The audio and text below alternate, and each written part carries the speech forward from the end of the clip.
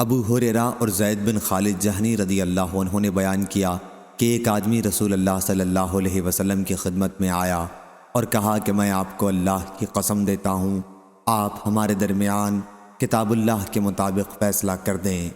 اس پر فریق مخالف کھڑا ہوا، یہ زیادہ سمجھدار تھا، اور کہا کہ انہوں نے سچ کہا، ہمارا فیصلہ کتاب اللہ کے مطابق کیجیے، اور یا رسول اللہ صلی اللہ علیہ وسلم مجھے گفتگو کی اجازت دیجیے۔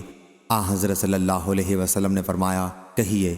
انہوں نے کہا کہ میرا لڑکا ان کے یہاں مزدوری کرتا تھا، پھر اس نے ان کی بیوی کے ساتھ زنا کر لیا، میں نے اس کے فدیے میں 100 بکریاں اور 1 خادم دیا۔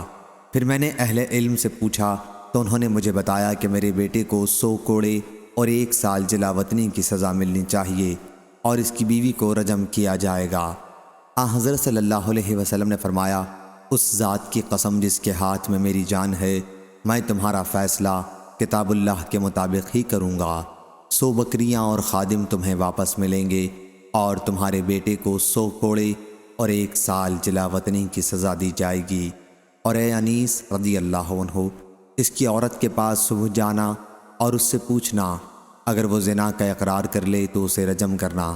اس عورت نے اقرار کر لیا اور وہ رجم کر دی گئی۔ صحیح بخاری حدیث نمبر 6859 6860۔